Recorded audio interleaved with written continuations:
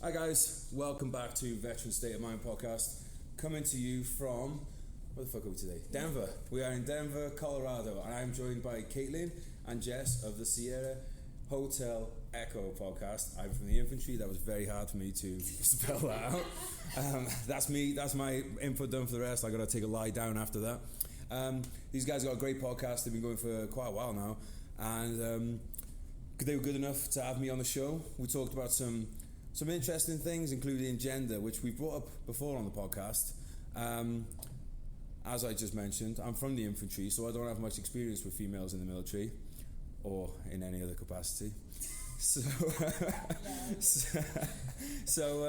Yeah, we wanted to talk about a few things today. What I like about the girls podcast is that it's not like a kind of gloss over the top kind of podcast. It's like you guys actually get into stuff and say stuff that's actually has some meaning before, rather than just like, oh, how many years did you serve in the military? Like snooze fest. You know, you actually put some opinions out there, and yeah, it's actually kind of weird, like watching it from the sidelines sometimes, is like the kind of like fucking harshness of some people's kind of like reactions to that. But we'll dig into that in a little bit first. In your own words, please introduce yourself to the great listeners of Veteran State of Mind. Oh. So my name is Kaitlyn. I'm the host of Sierra Hotel Echo. I created it 2 years ago now. Yeah. Just because I saw that I started school and I really felt like I didn't fit into a lot of veteran spaces. And so when I felt like that, I just thought it was me. I wasn't sure like what was going on. And then I started doing a lot of like academic research about maybe some of the differences of females and males, veterans and active duty, and there was just so much statistical difference, and it made me realize like, oh, I'm valid here, like other women are probably feeling this way too. And so it made me realize like there just needs to be a platform, because every time I wanted to go into veteran spaces, whether it's online or in person, I just like felt like my experience wasn't like theirs, and I just couldn't find that camaraderie, you know. And then Jess joined me in season 2, and I'm so glad that she joined me. She's so awesome, and she'll tell you about herself. Hi, I'm Jess. I'm a United States Army veteran of 4 years. Yeah. Kaitlyn slid in my DMs and invited me to the show, and it's been really exciting to be a part of something so big. I definitely had some strong opinions about the military community as well as transitioning out, so it felt like a huge blessing to be a part of a platform that I could really talk about getting help in the mental health sector and all that. So yeah, I'm a student at CU, and we're just doing this thing, and it's pretty exciting, and yeah. I love where we're going. So just give people an idea of like the kind of things that you guys cover. Yeah, your kind of content. Just give people a kind of like a rundown on that kind of thing. Our content, I think the main oh my gosh, I am a podcaster, I swear I can speak. This is pretty, I mean, when people come onto the giant stage, there is Veteran State of Mind. It's quite often overwhelming. They stumble a little. I think the big distinguisher between like our platform and a lot of platforms is like the core value is diversity, and valuing the diversity of all of us, veterans and not. And I think that when you become a female in the military, you just learn that like to its utmost core, and you realize like you're diverse, you're different, and sometimes you're an outsider depending on your career field or not. So I think that like we always kind of maybe have like an underdog tone to a lot of our content, and I think sometimes we get a little sassy, sometimes we just go into topics that are really deep and really personal, and then sometimes we just like to like rant and have fun. Yeah, I would agree with the underdog tone. Yeah, that definitely comes through.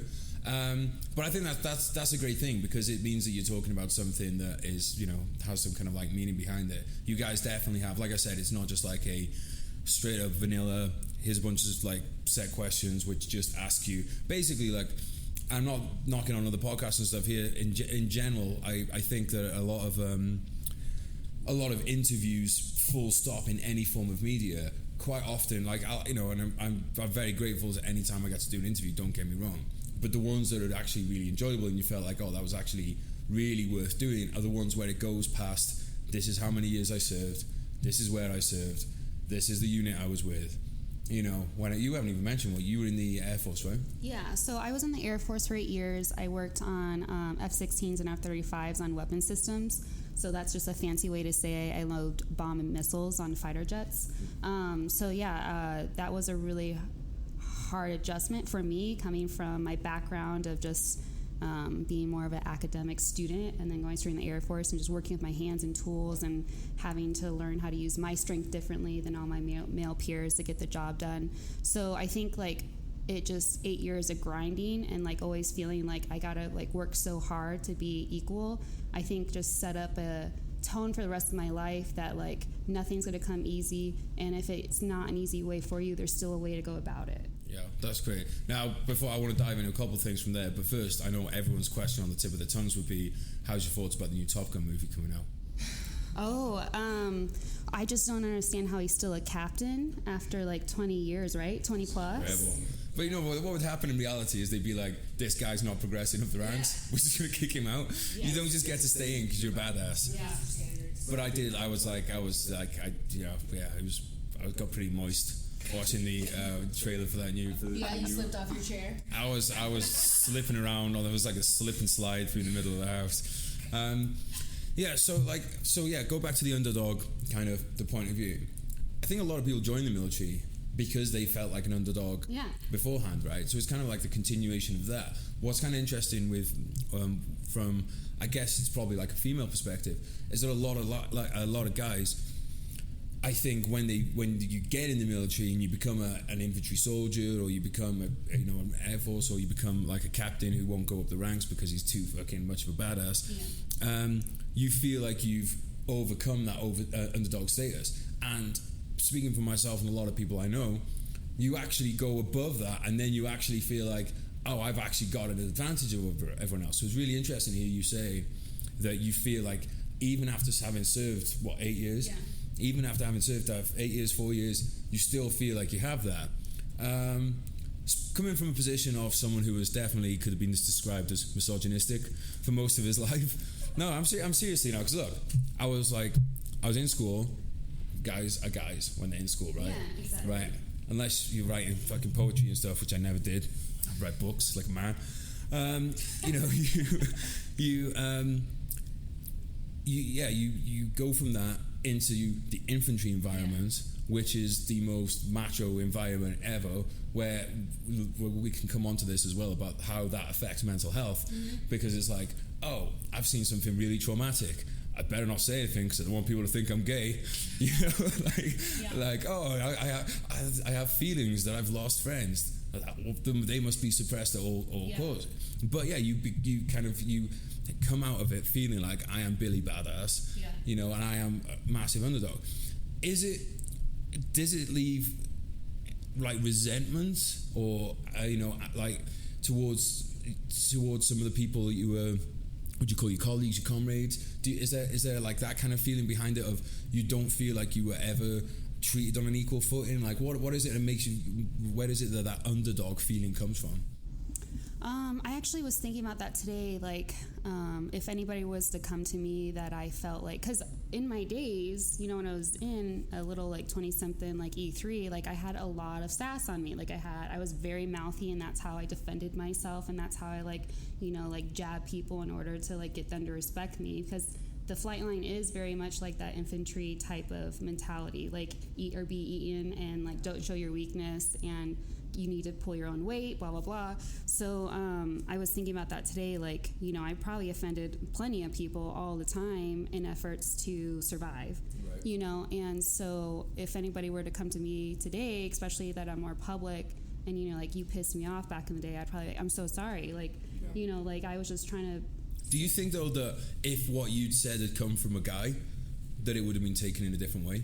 So, like, for instance, if you gave some quote unquote attitude to somebody else, they'd be like, it's just one of the lads, just having a bit of rib tickling kind of thing. Whereas it comes from a girl, it's like, fucking bitch. Yes. Who the fuck does she think she is? Exactly. I had that a lot, and like it was very black and white. I was very like professional and very stern and like, let's get this done, and then I'd come off as a bitch. But then when I'm playful and just like, all right guys, let's go clean up the weapons, like blah blah blah, like they wouldn't take me seriously, or like, James is just messing around, blah blah blah, and I'm like, no.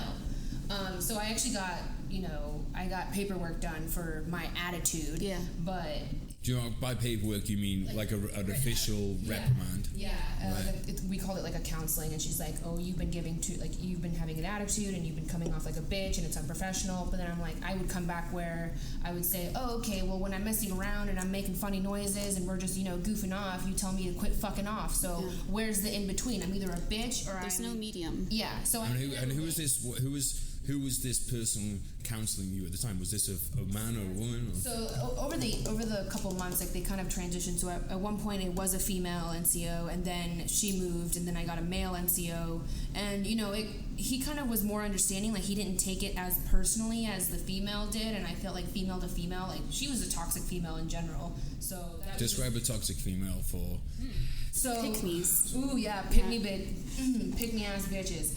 So this female NCO was just like very two-faced. Like she would confide in you in 1 second, and then she would judge you for whatever you said the next. So she'd go from like just lollygagging, smoking Black and Milds to like, okay, let's get this work done, to then like, hey, get the fuck off your ass and stop being a stupid bitch. Is there a bit of a sorry? No.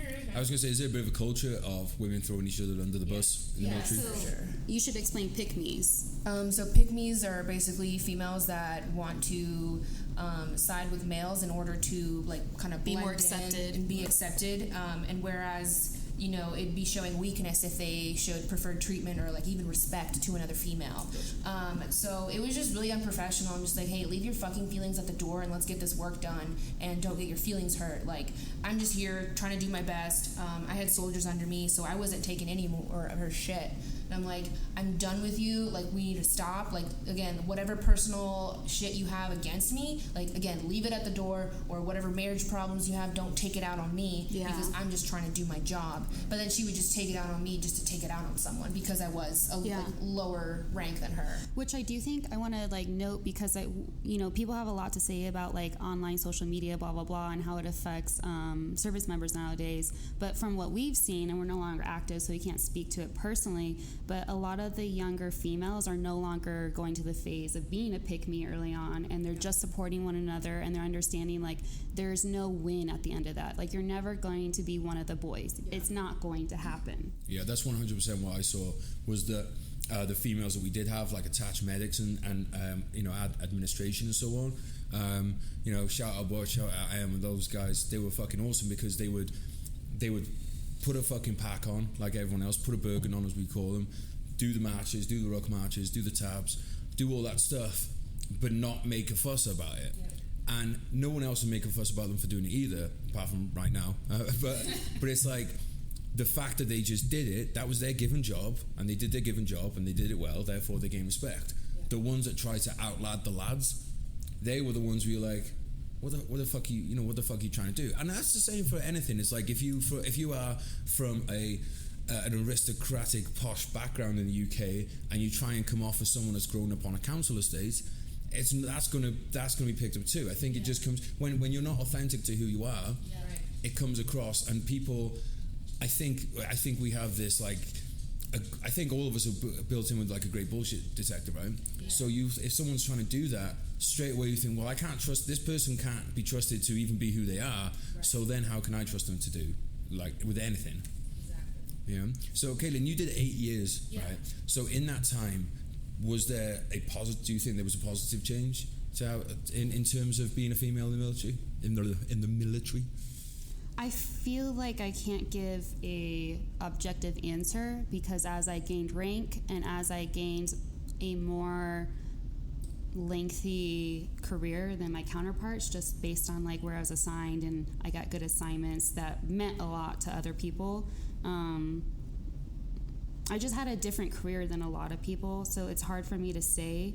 I don't feel like even the last month of my career, my flight chief, who was a male E7, was still giving me a hard time about gender type issues, and it was just like, it just never stopped. And then I was a single mom at the time who was active duty, and I just always felt like they held that over my head, that like when I was at work, they needed me to be like 150 to make up for the time that they let me go early because I was a mother, and I felt like really forced out just for the fact that I was a single mother. Like, nobody told me like you're not going to have a good career, but at the same time I knew I couldn't be the best mother and the best service member. Right. I think from an outsider perspective, because I had a close friend in my platoon that was a single mother, like, it was kind of frustrating, like, seeing her have to leave. And I understood that she had those responsibilities, but, you know, I guess from, again, an outsider perspective, I was like, well, there's, you know, the on-post daycare, like, she, you know, the baby daddy wasn't in the picture, but, like, she had family around, and I'm just like, why are you constantly coming up with these reasons or excuses? Like, I understand your baby gets sick, this, that, and the other, but it almost, like,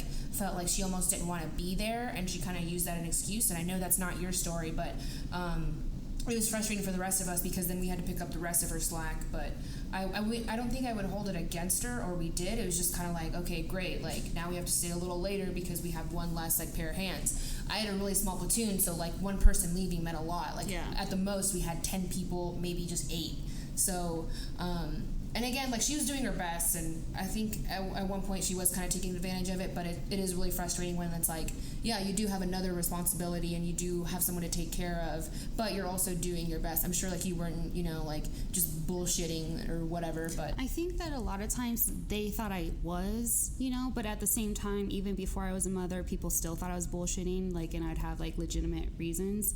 Like, I remember one time I had an ovarian cyst. I got to the size of, like, a grapefruit when I was working, and, like, I was not doing well. Like, I basically had all the symptoms of food poisoning, and people were just making it seem like I literally dropped a piece of equipment, and this was my fault for dropping it because it was like a 2-person lift, and my ovary hurt so bad. So you're trying to do it on your own? No, I was with another person lifting a pylon, is what they call it. It's what holds bombs onto airplanes.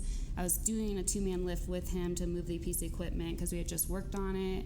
And when your ovary hurts, it just hurts. There's like it's a very strict pain. I felt like I got stabbed in my stomach, and I let go. And he was just like, "What the fuck's wrong with you?" And I was like, I felt stupid, but I was like, my ovary hurts, you know? Right, yeah. And that sounds stupid. And if somebody told me and I didn't have an ovary, I'd be like, what the fuck? You just know? use the word cyst to just be like, all right, cool. That's all I need to know.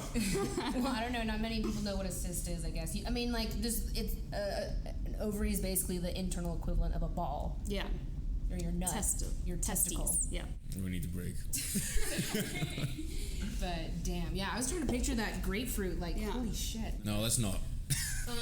I'm a typical man here. Anything that's like, oh, internal stuff, no. Don't be such a pussy. Shush, I'm not a pussy. I was in the infantry.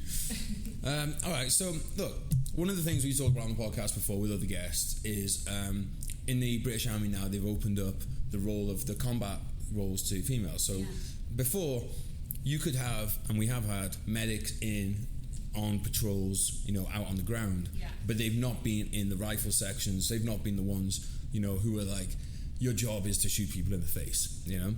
And now they have opened that up. My opinions kind of go back and forth on this. Like, one of my things is I just think if someone could do the job, they should be allowed to do it. That's my perfect world answer. But then my real world answer is a bunch of 18-year-olds in a rifle platoon are not going to be, like, I'm 35 years old now. It's taken me like 20 years to get to this position. When I'm like, oh yeah, well, you know, they should just because she's a woman doesn't mean you should try and fuck her, right?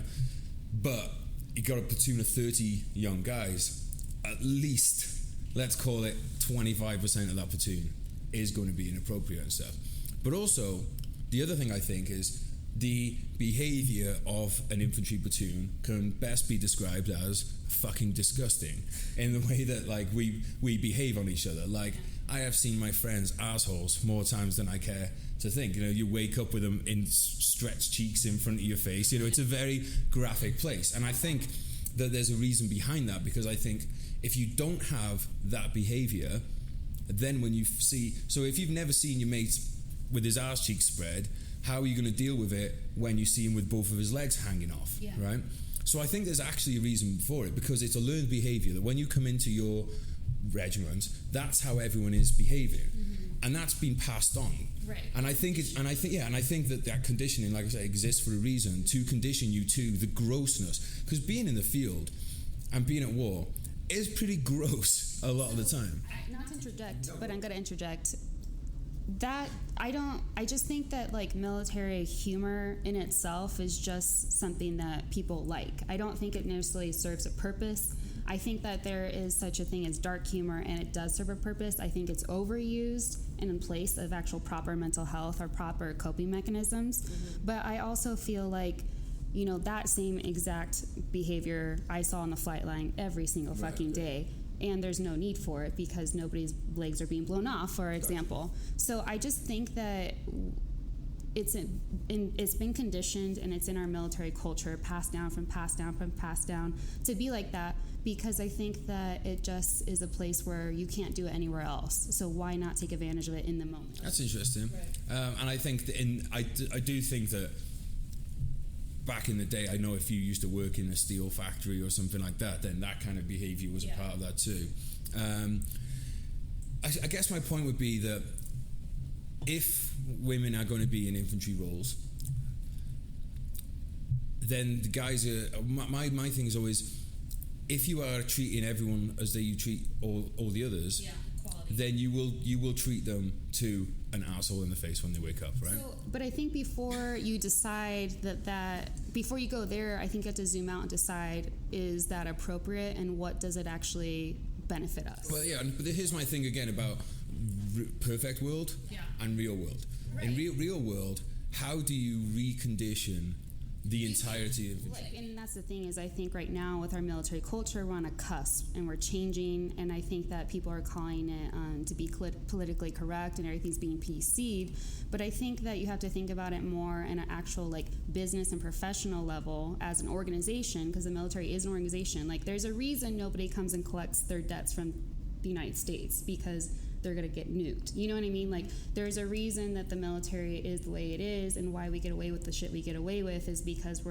it's the strong arm of the states, you know? So, and then we have NATO that supports us, and so on and so forth. So I think that you have to realize, like, there's a reason why we get away with what we get away with. There's a reason why the culture is the way the culture is, but does that make it necessarily justified? I mean, I don't know. I'm on the fence about this because I like the infantry that way. Yeah, the thing is, like, it does serve a purpose in the moment, but in the long term, is it holding us back? Yeah, but what do you think? What in terms of where do you think it's holding back in terms of people's mental health long term? I don't know. These are all just big questions, and like very like objective, like zooming out and really thinking about it 100 years down the road, like. Is this culture holding us back from where the military can be? Yeah. Could we have women, you know, on the front lines in special op communities, like really pushing the bounds of what we're stopped right now? And I think really at the like platform of what Sierra Taco is, it's like going back to those basic questions. Like, let's rethink some of the way we do things. Let's think about the angles that we approach things. And if we come out at the end, like, yeah, what we were doing is working. But if it's not working, like, are we too proud to just change it? Yeah, I just think as well, though, it's like I do think that like you said, one of the things that attracts young guys to the military is being able to act in those ways. I love that shit too. Yeah, I was about to say, like,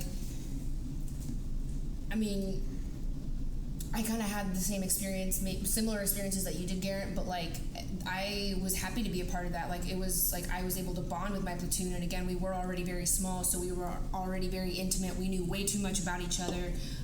But yeah, like, I mean, if we're in a different setting where like we're not in the office, like garrison, and you know, we can do whatever the fuck we want because we were just out there on our own. Like, yeah, we're gonna goof off. We're gonna, you know, fuck around. We're gonna make fun of each other. Like, I mean, again, we're in a not small, but we're inside a striker, and you only have so much space. So it's like, oh, look, there's James in her fucking granny panties in the hatch, and I'm just like, okay, fuck off, Sergeant Hef. Like, you know, I'm just trying to change.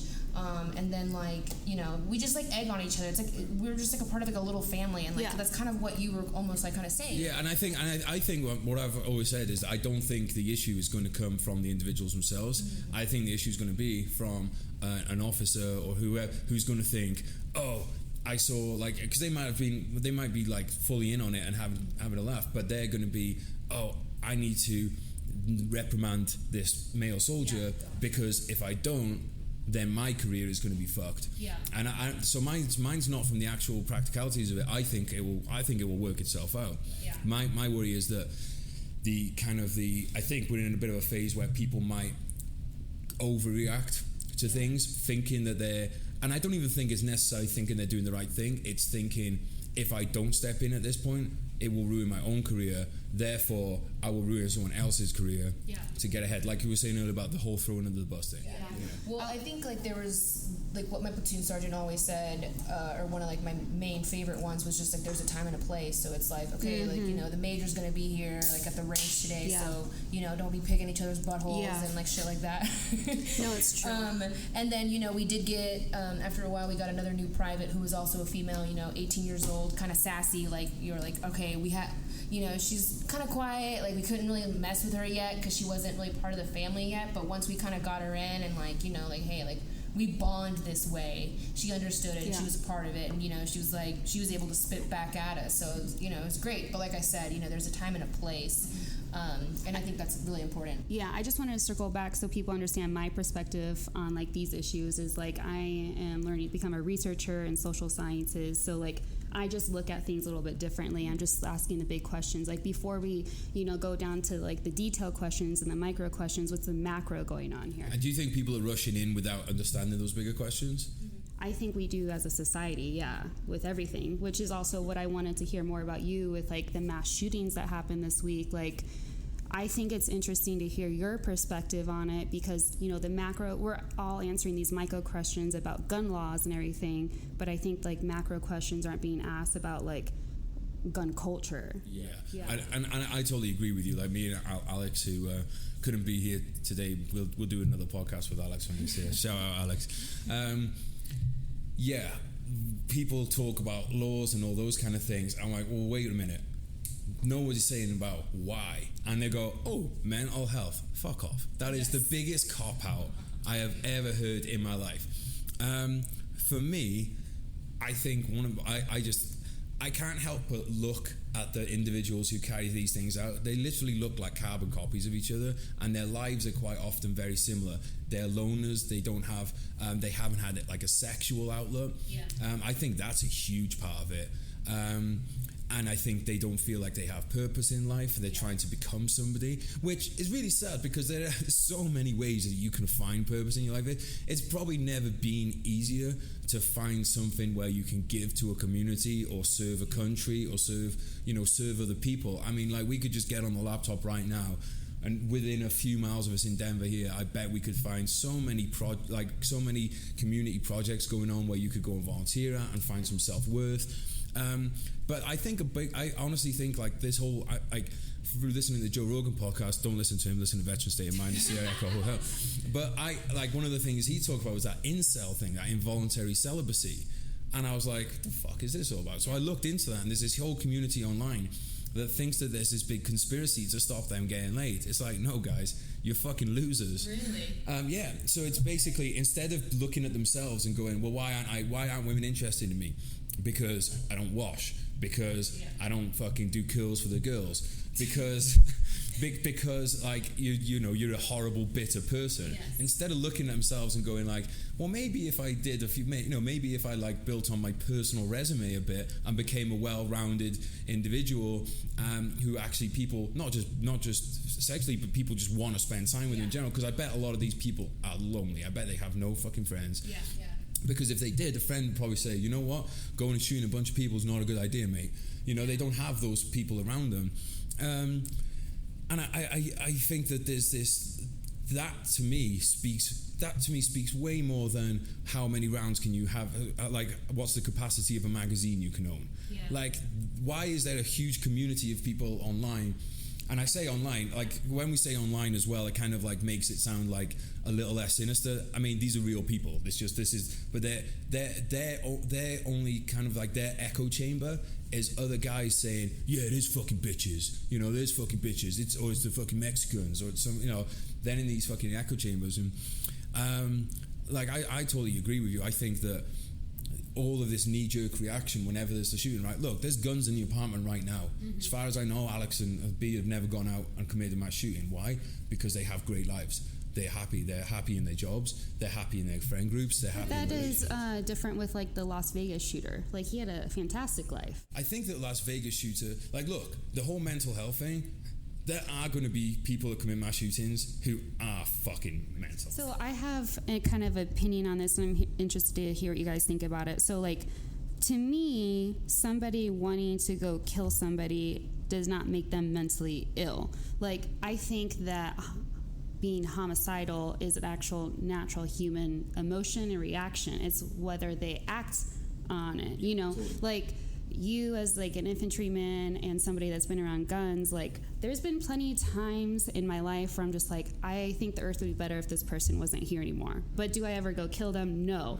But that doesn't make me mentally ill because I had what is it that stops you doing it? Like, let's say because I need a job, I have to provide for my son. Like, there's all these there you go. So it's not a moral thing. Like, it's like a mental threshold. It's like, you know, like how you know not to bite too hard into your own hand because like you know, you want to taste yourself. If jail, like, okay, like, there's been plenty of people that I hate in the world. If like I didn't have to go to jail if I killed them, if I didn't have any like social like stigma because I killed them, if I didn't, like, all realistically, if all these things weren't a factor, what would be the reason that I wouldn't kill them if I felt justified in killing them? So where do you think that? So for me, it's the same. And this isn't just with killer. Like, it is just the idea of, I'd quite like to drive around everywhere at 150 mile an hour, but I don't do it because I know there's going to be consequences. Yeah. Where do you think that for these people that commit these things, why is it that they are willing to go and why is it that they're willing to break through that? Well, I think you touched on it earlier that there's an online encouragement to do so. Like, the New Zealand killer live streamed his massacre. Like, there is a online component here. Like, and even if you look at it historically, starting at Columbine, where we're at right now, Columbine High School, that's only, you know, a couple miles south of us right now. It started with like video games. Like, there is historically, when mass shootings started, an online component to it, in my humble opinion. All I have to say is a lot of the mentally ill people that I've met and come across don't want to hurt other people. Hang on, just there was air quotes on mentally ill there. For the people who listen. They don't want to kill other people. They want to kill themselves. Like, and they will take people with them. No, just, you know, like, they've gone through some shit. Oh, sorry, we're not talking about mass shooters here. We're just talking about suicidal people. Yeah, totally. So that's why the whole mentally ill thing is just bullshit. Like, again, like, just from my experience and like my walks of life, the people that I have met that have gone through some shit that are, you know, considered mentally ill, again, don't want to hurt other people. They themselves want to not be on this planet anymore. But then I feel like with these mass shooters, it's just like they're not getting the attention that they want, deserve, this, that, and the other. When they have that power of a like high capacity weapon, it's like all eyes are on them. It's not exactly the attention that they wanted, but that they're getting, and so they almost like get off on that. But I just don't understand where that frustration to kill. So again, like, they're going past that threshold, and there was an article saying that like one of the guys that committed the mass shootings in El Paso or something like that was a paranoid schizophrenic, and I'm just like, okay, well then how the fuck did he get a weapon? Like, I just don't think that some of these high capacity weapons should be in the hands of civilians or like. Yeah. That's something like I've always like. I'm not even going to say civilian, but I'm going to say highly trained individuals. There's like, for me, it's. I do find it crazy that, like, one of the things I can't get my head around is I think it's like 16 to drive in the States, right? You can drive at 16. Yes. So if you give someone a fucking huge ass Silverado at 16, I don't think that's a good idea, you know? Because is it in the UK? It's 17 to get your provisional license. Most people are probably 18 by the time they pass. But also, we're not driving these giant ass trucks, right? There is a different, like, don't get me wrong, you can do damage to other people on a fucking scooter, but when you're talking about a Silverado or something like that, it's a lorry. Like, it's equivalent almost of a fucking truck in the UK. Now, to do those, to get anything bigger than a car, you have to then do, so if you want to do trailer, you have to get an extra license to be able to tow a trailer. You have to be able to do an extra license to be able to drive like a medium-sized truck and then a bigger truck and so forth. Do you feel over-regulated? No, not at all. I feel like that's fucking great. When I'm on the roads, I want to know that those people have gone through a lot of training. Like, it doesn't, like, and this, I started using weapons when I was like 13, as I did cadet force, and the level of kind of like almost like reverence that was dealt with the weapons from then. It was always so strict to the point of ammunition and weapons were not stored together. There was always supervision with the weapons. It was, you don't go anywhere near a live fire range until you've done dry training, right? Yeah. And then when you're in the infantry, you start right at the bottom with the basics, and you gradually build up. You don't go, oh right, you've passed the weapon handling test, right, we're going to throw you into a live fire company attack. There's all this fucking training, and like for us as well, like if you negligently discharge a weapon, you are fined a month's pay. Now, when you're only earning $20,000 a year, or like say £17,000 a year, a month's pay is huge. So that makes people, that there's real kind of consequences, and I think that the British Army training is like without par in the world. Well, I'm sure there are people that are on par, but that my personal feeling is it couldn't be done much better, right? Now, I don't actually have, one of the problems I do have with people comparing the UK and the US too much is we are different countries. Yes, we speak English. Yes, we have a lot of cultural similarities, but there's some very big cultural differences here too. One of which is a lot of people kind of misunderstand. They think of the American the great treason, as I like to call it, against the War of Independence as America versus Britain. Well, it really wasn't that. That was their government, and they overthrew what was their government at the time. Yeah. And that still runs deep in a lot of people here. Whereas, so there's a lot of people here who are like, hey, look, I know we have a government, but I'm not fully going to commit to trusting them, therefore I need to keep arms. And some people would say, well, how do you think you could beat the US Army? Well, look, I'm not being funny, we got our asses handed to us in Iraq and Afghanistan by people who just made homemade bombs and had fucking, some of the people in Afghanistan using weapons from 100 fucking years, like Lee Enfields and stuff from 100 fucking years ago. You don't need to defend yourself, you don't need to have Abrams fucking tanks and F-35s.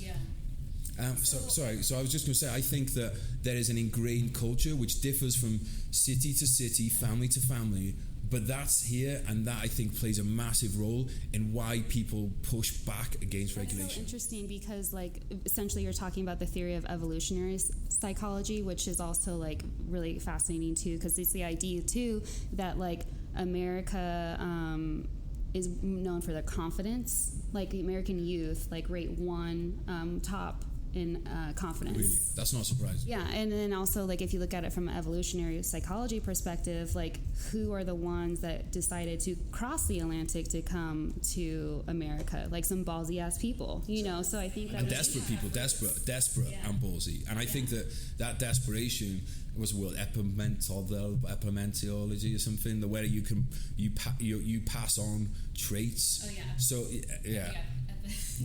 Bro science, basically. But I also, like, I'm curious to hear, like, you are a rifleman, like, you're highly trained in weapons. Would you feel comfortable living in a country where people can get weapons without being trained at all? Do I feel comfortable with it? No. Yeah. Do I understand why it happens? Yes. Yeah. If I lived in the States, I would definitely own weapons. Yeah. And there's a couple. One of the things that pisses me off, though, is people always use the thing of, we got to defend our freedom and all that stuff. No one ever just says, I like my gun because it's fun. I'm like, come on, that's a massive part of gun ownership, because using a weapon, it's a fucking skill to use it properly. And it's to go out and go to a range and put a bunch of rounds on the target. It's fun. Yeah. And nobody fucking ever says that. Like, and I kind of like hate that disingenuous kind of aspect of it. Yeah. It's like, look, the reasons you haven't got this aren't just for protecting your house. You live on your own in an apartment. It's nobody wants your shit. Yeah, exactly. And it's like you have security downstairs. Like, and so there's that element to it. I'll say this: I was in Manchester when the Ariana Grande bombings happened, and I have never felt more fucking helpless than being a couple of blocks away from that and not having a weapon on me. Because, like, you never know in those attacks what's going to happen later, because the people who did it weren't accounted for. So you're like, are they then going to start going, are there going to be more attacks? So like, and I was like, the chances of it happening, them coming into my apartment and stuff, very, very small. However, I did feel like I was missing a part of my body at that point. Handicap, yeah, like I was like, I had someone with me that I cared for, and I was like, I really feel right now, it wasn't even so much for me, it's like I can't protect this person who's with me that I care for, and that really did really annoy me. When I'm back home in Wales and stuff, we live out in the countryside. I don't really feel the need for it because there isn't that abundance of weapons around them. If I lived in Denver or somewhere and I knew that criminals and people had weapons, and here's the other thing as well: if you live in a poor, run-down neighborhood where crime is high and is often armed and it's often violent, I can 100% understand why that person wants to own a weapon. 100%. If you're living in a gated fucking community, in a huge gated community with your own security, and the police will respond in 0.5 seconds to anything because it's like the wealthiest community in town, I don't get it so much. Yeah. So again, I think I'm coming off at zero guns, we shouldn't have guns, and then No, you're not coming off like that. It's Americans were never going to disentangle our culture with gun culture. That's just not going to happen. It's at the very foundation of American construction of our Constitution. But my thing is again, I like to zoom out, and I just think that the conversation needs to be had, why are we so obsessed with guns, and what's a healthy obsession, what's not a healthy obsession with guns, and is it really for your protection, or is it just because we have this kind of macho-ness about us as people, where we feel more bigger if we have weapons with us? And I think that that's the conversation that's we had, and nobody's ever going to vote on gun laws that actually change this until we kind of talk about the emotionality. Because I did a poll the other day on my Instagram stories, and I was just asking people not actually wanting to know their stances on gun laws, but if they've ever changed, if they have ever gone and changed their direction on gun laws or just guns, and nobody's changed. And even the responses are very emotional, and I was just you can remove your emotion from guns. It is a thing. It's an animate object. You don't have to feel like it's your partner. I just don't understand that. I don't understand it either, because it's something that you should just be able to have a rational conversation about it, as we are doing now. But this is why people listen to Veteran State of Mind, and we only have the best guests on here. But no, seriously, it's the same. One thing I find very hard to get my head around with America is the car at 16, war at 18, drinking at 21, but then people can have guns. So you could be you can have a gun and a fucking big truck, you can't go and get a drink.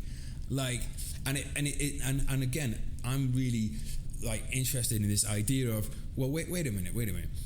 Can't we just sit back and look and just say, this doesn't make much sense. We're trusting someone to have a gun, but not a fucking beer. Yeah. That is mental. It felt really weird to be in the military, at 18, and, working with, 50 cals and, rocket launchers and shit like that. And then, at the end of the day, the platoon wants to go get beers, and I'm like, bye, I'll go have Geraint with my parents.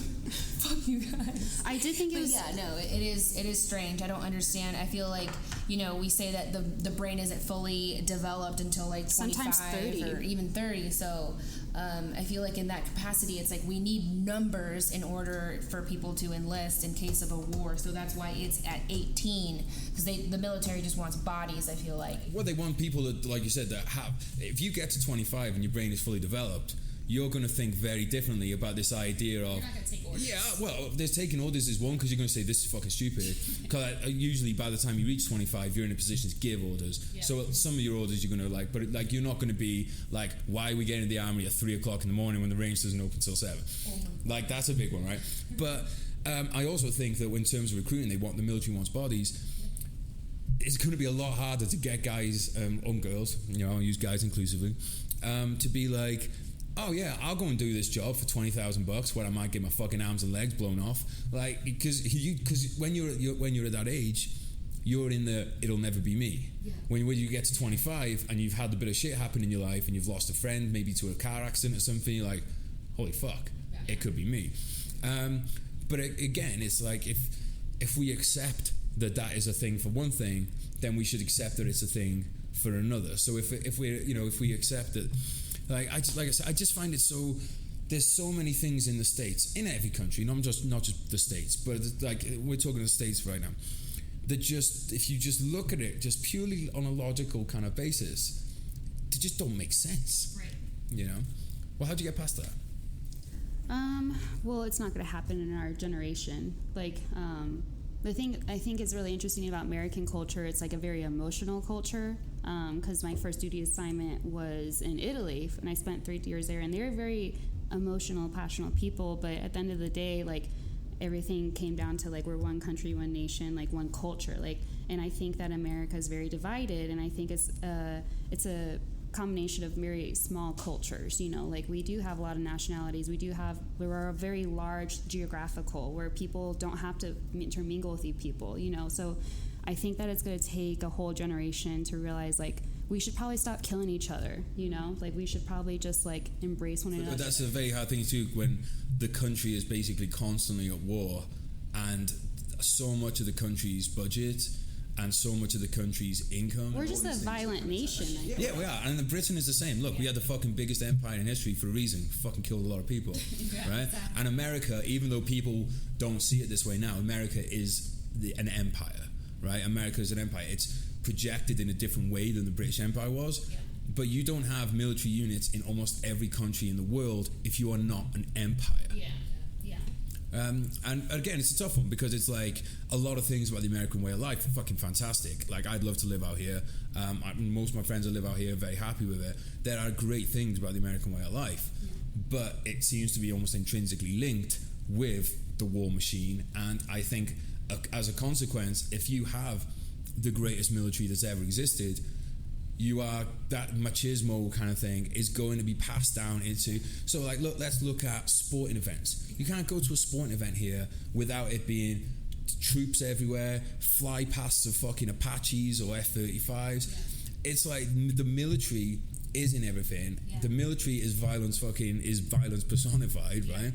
And then, so you've got that. So then how do you tell this young kid who's been at the football game and he's seen all these fucking jets flying over, and, you know, and they've had the Medal of Honor winner come on, and they've been told, oh, he's fucking won a Medal of Honor, he killed like 30 people with his bare hands, and then say, no, but you don't need to do that, you don't need to. Well, I think that just goes down to, like, policy, and again, like, I love policy and politics, so, like, I think about these things all the time, and I think that basically there's little options for adolescents in America, and I think that the military and all of its glory is one of the best options for an adolescent trying to find their way in the world and make a living and not go into debt. And I think we need more policies for adolescents to have more options out of high school, whether that be that they go to, like, a trade school, whether it means that they go to get an actual associate's that can do something and make them money. So I just think that there's little pathways, and we give so much glory to the military, and as we all know, it's not always what it's what you think it's going to be, and then you end up with these disgruntled veterans who you see on Instagram saying they're 2 or 3%er, and it's just like, fuck, like, this cycle, is it going to stop? And I don't think it's going to stop until the new generation has more options. And also, like, for people that don't know from the UK, you have the GI Bill here, right? So you guys are both benefiting from the GI Bill, as lots of my friends have. So it's like you'll get college, a lot of your college, if not all of your college, paid for, and by college I mean university, because you served. That is not something that's open to people who went, say, you might serve your community for 5 years, but it's like, well, good luck, go and get in a fucking debt, you know. So it's forcing people down the route. If you want free college, well, you better go be in the fucking military. Yeah, you have to sacrifice your life possibly for it. Well, yeah, and I mean, that's just because, like, the cost of education here is so expensive that it's almost like that is one of the only ways for you to, but I hate to backtrack, but I feel like in general the United States is always going to be at war within itself. Like, ever since slavery has been outlawed, basically, like, white men are basically going to try to repress whatever person of color, gender, whatever. Just, we have to oppress someone in order to stay on top, and so I feel like that's where we're at right now. But what I don't understand about the mass shooters that are mostly white, or that are all white males, is just, like, I feel like they're not getting that instant gratification that they want when they're on these online forums, and like, oh yeah, it's women are bitches, blah blah blah, like, I can't get laid, no one wants to touch me. And like, okay, motherfucker, how about you wash your face, wash your ass, brush your teeth, and try talking to a girl, instead of just sitting in your fucking basement playing Dungeons and Dragons. And also, like, instead of thinking that a weapon is going to give you power and control, how about, you know, kind of like you said earlier, Geraint, like, look at yourself in the mirror and, like, kind of see, like, where you're faulting. Like, okay, maybe I have a shit personality, or maybe I can't even engage in a conversation. So I feel, how many people are willing to do that, though, to actually look at themselves and list flaws and then build a plan to overcome those? that's true. Cognitively, it's not going to happen until after you're mature. So like your brain needs to mature to do those things. So like a lot of it's just not going to happen until like after the age of 25 usually. Like you just. But even then, for most, like, let's be honest, like I'm sure we all know people from we were in high school with and stuff who are the same person that they were in high school, because it's not nice to look at yourself and go like I said, like at the beginning of the podcast, I'll be the first to admit that I used to be very misogynistic, and I still have some of that in me now. Like it's one of those things that like the instant thing will be, oh no fucking women in the army, and then it's like whoa, hang on a minute, come on, you're being reactive here from like your conditioning and stuff. Sit down, let's look at this. Like, but I work in a profession where my whole job is to look at stuff, and I still struggle with it. I think a lot of people, it's like, you know, the wash your face guy, you know. I think it just takes men to role model exactly what you said. I think men need to come out and be like, tell other young men these behaviors that we've been conditioning as men, it's none of our fault, but we need to change. Yeah, I think that's a great point. And but also not just male role models. I think there needs to be more like women role models, in a sense of it's the type of role models, right? So there's always been women in the lens, but it's kind of crazy if you said like, give me an example of a woman that's famous in history from like say before like the last couple of centuries, who's not a Marilyn Monroe type, and people would be like, they'd be like Mother Teresa, Joan of Arc, like, and then it's like, but it's really hard to come up with 10 female role models who would say, if you said like, who are military leaders or leaders of nations, or so, you got to know your history to be able to come up with 10, and I think that's part of it as well. There needs to be more now. I think sport. I think like the US, what happened with the US football team recently. I think that was like a real. That's to me I was like, oh, here's something a bit different, because in the past I think it was everyone was like, fuck women's sports, who gives a fuck? But I might be wrong on this, but it seemed to be like that was something that it wasn't just women watching that, there was men watching that and getting behind it too. And part of that is because Americans love winners. So when you have a women team of females, they will like, it's almost like you've come at them from afar. Winningest team in history, or am I making I don't know, I hate the word winningest, so get off my podcast. But I'm sure they are. But I think that has got to be a part of it too, because it's like people start watching it because they just want to see their team win, and then subconsciously they will then begin to just, that will just kind of like drip into their thing of, oh, this is our team, we are on the same team, rather than, oh, it's just a fucking women's team. Yeah, I think you're speaking of like the level exposure. Like there needs to be more level exposure of women that are badasses doing the badass things. And I think that's coming out as well. A friend of the podcast, Mike Scovin Jr., he did a one for Coffee or Die magazine recently. I forget her second name, Shannon. So when she was a fucking badass in like a unit that has no name or changes its name every couple of years. That's how like fucking high speed and badass it was. And he did a great piece about her. And I think pieces like that are like, you know, you come across things like that and you're like, fuck, not only is a woman doing a job, but she's like super badass. And I think we're starting to see more in, you know, there's more in media now. There's like there's shows now in the UK and the US with lead female characters. I think that's a big shift, where their life isn't revolved around a male. Yeah, so like Sex and the City is basically fuckfest, and that's kind of what it revolves around. It's like, it's her relations to men rather than, it's like, that was his name, Mr. Fucking Big or whatever and stuff like that. And it's like, really, it's how her life and emotions are tied to Mr. Big and his interactions with her, rather than her interactions with herself, right? So I think now there's one in the UK, I think it's called Fleabag or something like that. I know that's got a lot of praise because she's like just a very kind of like a very strong female character, but not in, like you said, not in those senses you'd have before. And I think there is a shift in it. Like I'm lucky enough at the moment to be I have a female agent. She's a fucking badass. I'm working with a female producer. She's a badass, and that's kind of been very kind of like instructive to me in changing my opinions. So it's like, how has like podcasting like changed you as a person, or evolved you, or even your thoughts or ideas? The podcasting, to be honest, the main thing for me is it's one is a great opportunity to meet other people and to get other people's opinions on stuff.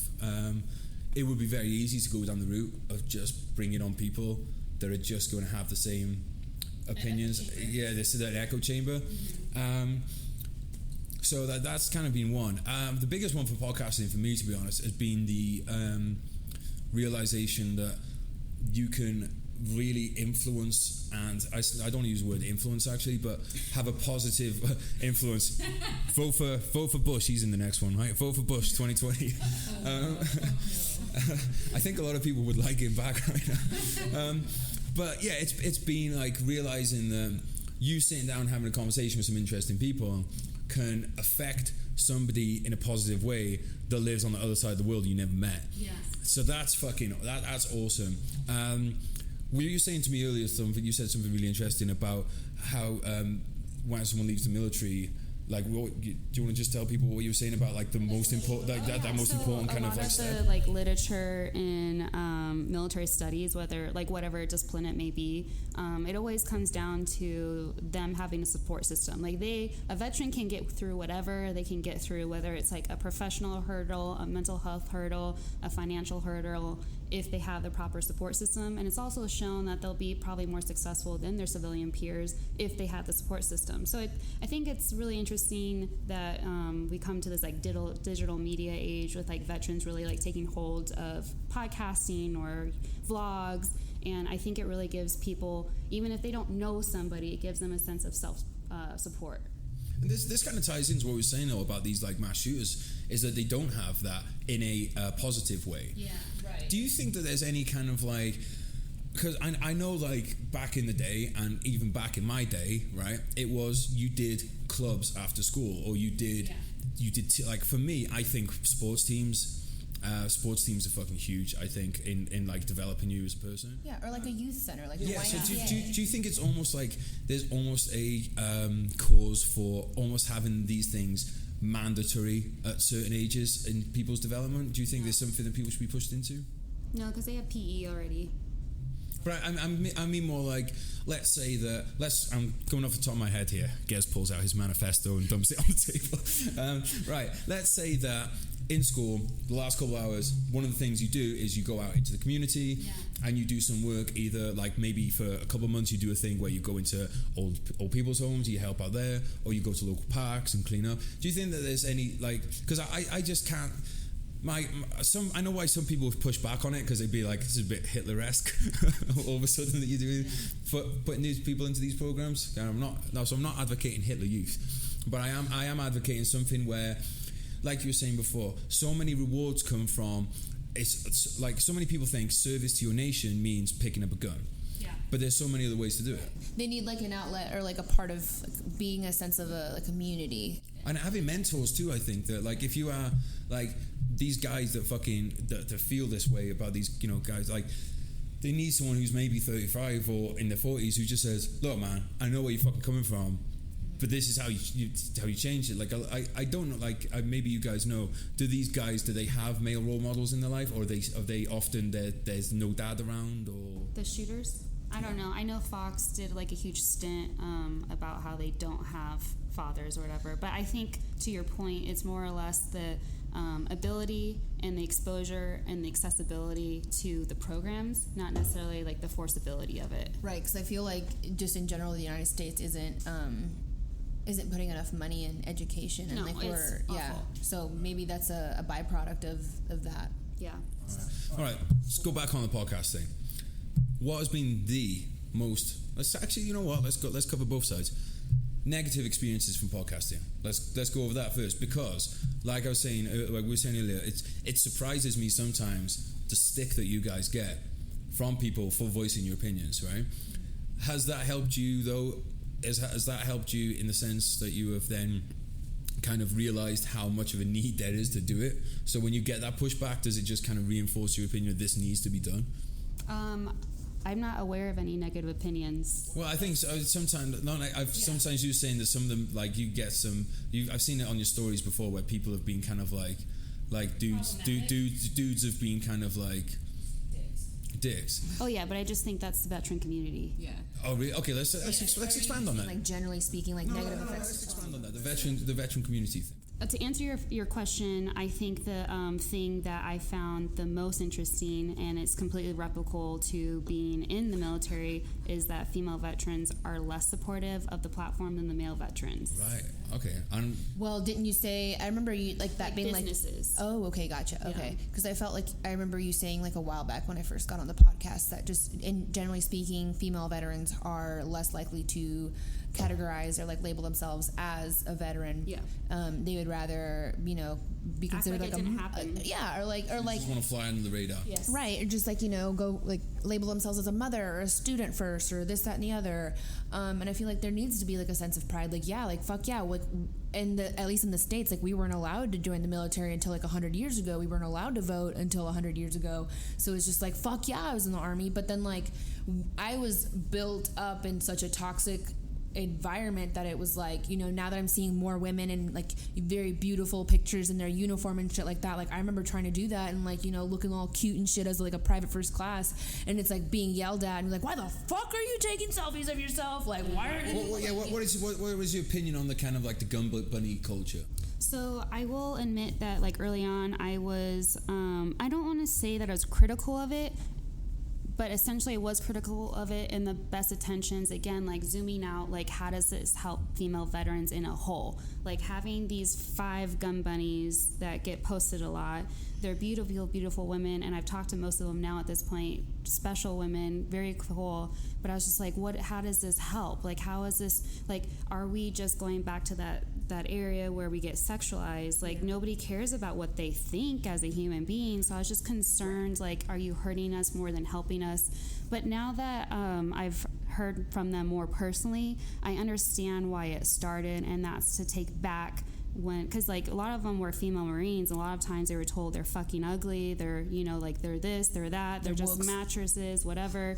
So I think that this was like their empowerment to be like, fuck you, I can put on my uniform, shred it up, and look fucking sexy, and everybody in the world's gonna like it. So you never knew what you were talking about. So I think that's where it started, and I appreciate that empowers them, and now I want to empower them too. But I also think that there's more room for the gun bunnies, if I could make like an open call to promote the women who are doing amazing things, who choose not to take those photographs. Well, I mean, yeah, I just feel like there's going to be like whatever profession or area, there's going to be like babes in that category. So it's just like, why not look hot and shoot weapons at the same time? All I have to say is just like, okay, have fun getting like burnt by shell casings. Like, fuck that. All right, cool. I want to finish up with podcast's been going for 2 years now. What's the best thing that's come out of it for you on a personal level, or like a message you received, or like what something you've learned, anything like that, something that's really kind of like sticks in your mind? Well, like I think it's a little like complex of an answer, because anything when you start a new business or platform, it's an emotional task, and it weighs on you, and it only rides if you ride it, So I think early on, I was completely prepared going into it, thinking that the veteran community, all the men were just gonna like hag on it, just like they did to me while I was in, and trying to do anything. So it's been such a pleasant surprise that like most of the platforms that have embraced us and helped us are these like very dominant male platforms, and I'm very grateful to that. Do you want to give a shout out to some of them? I just Mentor Guy 094. Yeah, there's just so many. Like there's too many to just like name out, and I don't feel like I feel like in the Oscars. That's the thing. There are so many that it's fantastic. Yeah. And I'm so grateful for them. Like I wasn't expecting that at all. I was honestly surprised. I'm like, what? Like, okay. And sometimes I still am a little skeptical. Like, okay, yeah, sure, maybe you're supportive to our face, but are you still saying these things, when we're not around? But I feel like for me, it's been like, I know how hard it was when I wanted to reach out and get help when I was in the military, and it's just like, I've had too many friends die that it's like, I feel so strongly about it that I'm like willing to go out of my way, make myself incredibly vulnerable on a huge platform, share my story, in order to, save some lives, bring some comfort to someone, like bring some solace that you're not alone, that, you're not weak for getting help. So like that's been incredibly like beneficial for me. I just really wish that I could have, like saved some of my friends from, Yeah. But that's the lesson you learn, though, isn't it? And then you take that with you the rest of your life.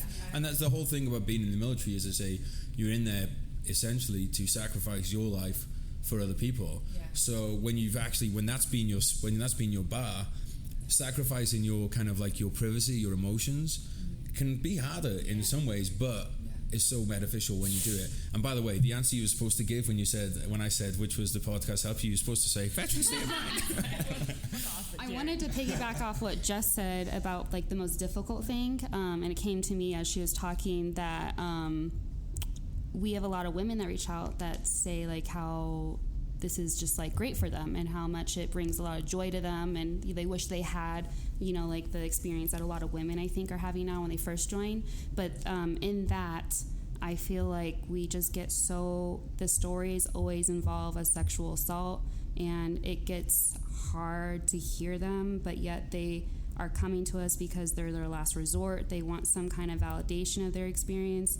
Yet I feel like as the only female podcast, I can't have a platform just about sexual assault. Like the female experience is so much more, and it's like I always, like early on, I don't feel the burden as much, but like I just don't know how to help these women, give them the validation that they're seeking while yet maintaining something that's entertaining to listen to, I think the way that you're doing it now is go on. She said, go on. You know what? I got a solution for a lot of these men and women coming forward about these sexual assaults, because it's incredibly heavy, but you know what? I got a DD-214 protecting me. How about you just like send a couple G's my way on my PayPal, and I'll start cutting off wieners.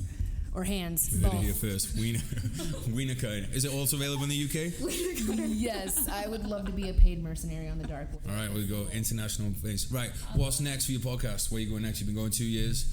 What's next? So next week we're going to Burbiz. We're actually an event partner. I think that's what they call it. So that's going to be really exciting. We're getting a lot of notoriety lately, and it feels so validating. We just got sponsored by Task and Purpose Media. So my goal for the business in itself was to start making it profitable. So like I get paid for all the work I do. Yeah, and look, that's nothing fucking wrong with that. People going, I shouldn't get paid because doing a podcast. It takes so much time. Yeah. So much time to do. Networking of it is a day in, day out thing. Like it never stops. You always need to respond to messages. You always need to be looking for new, interesting guests. And like for like us, like I need to be looking for guests that aren't on the other podcasts, that like are female, that are doing an amazing thing. And that's more difficult chore than you would one think. Yeah, and those hours that you're doing that are hours you can't be doing your other, like, because a lot of people at university will be working like a side, like another job, a side hustle. So it's like, you need to be rewarded, for your time, because it really is. It's not like we sat down here now and talk for an hour. For every hour that you talk to someone, there's like probably like fucking dozen hours or more that's going into the other stuff. Yeah. Well, and then also we really want to start making it more of like an actual website where we produce like several levels of content, whether it be written or video or the podcast. And then we somehow want to figure out how to allow women to tell their stories of assault, whether it be domestic violence or sexual assault or just like gender issues, Yeah. And a book. You need to do a book. I'm doing a book. Yeah. There you go. You heard it here first. Did they hear it here first? Yeah. Yes. Jess James is writing a book. You're welcome for my service. Hang on. That's what I think that one's been taken. No, it's Thank You for My Service by Matt Best. Mine is You're Welcome for My Service. Wow, there we go. Subtle distinction. And also, I'm sure the content will be pretty different too. Yeah. No, guys, I think what you're doing is fucking awesome. It's definitely helped me shape my opinions or influence them, or like however you want to call it. But I think, like you, just to go back to what you're saying, it would be very hard for someone like me on the outside to listen to just continuous podcasts of sexual assaults and stuff. As it is at the moment, I think that you're bringing light to that side of things, but also to, because it's like you said, if that was just what you did, then people's minds would define, female service equals sexual assaults. Yeah. And of course there's so much more to that. So I think you're both doing a fucking awesome job. Let's do this again in a couple months when I'm coming back into town. You heard that here first too. I loved it. I fucking love Denver. I really like this place. It's fucking sick. Please move here. Yeah, I'll tell you what, it's high up the list. We'll talk about visa weddings when we get off. Ooh, I'm down. I love you. You heard it here first. Yeah, there's a lot of firsts here today. And I just want to clarify for anyone watching on the video what you were doing under the table. You now have a dog. I don't think people can see the dog because it's behind the. There you go. Service dog. Next guest on the podcast. Like I said, it's hard work finding guests. So the next guest we have on, I have a husky? This is Apollo Little Bear. Little bear. He doesn't like being on his back. I think he's scared of the height. Oh, is he? Oh. Right, I need to have a pee. Let's wrap this up. Right, tell everyone where they can find you. You can find us on any streaming platform, Sierra Hotel Echo, that's she in the phonetic alphabet, literally any streaming platform. Spotify, iTunes, Google Play, iHeartRadio. Download, subscribe, because we are sponsored now. Or Jess will cut your wiener off. Yeah, or I'll cut your wiener off. Or vagina. I don't discriminate. Yeah, good. Right. And if you still... Yeah, and if you steal our memes on social media, Instagram, Sierra Hotel Echo podcast, Jess will come find you. I will fucking find you, and I will shit on your windshield if you steal really our memes. Hard at our memes. Yeah. All right, I'm done. Right. The memes, though, where do they find the memes? Instagram, Sierra Hotel Echo .podcast on Instagram, and then follow Kate.she, and I am Jess_kitten with 2 N's. Jess the Wiener Slasher. Yeah, Jess the Wiener Slasher. Handle. Right, well, you can find me at GRJ Books. I'll tag the guys up in all the posts. Go to vsonpodcast.com because there's a bunch of stuff on there other than the podcast. Actually, there's not, but I'm going to start adding it. But guys, thank you for listening. Guys, thank you for coming on. Like I said, I'll link everything up so it's nice and easy to find. Check out the video if you're watching online so that you can see me. I worked hard on my outfit today. Oh, it's called Just Got Out of Bed. I knew you didn't shower.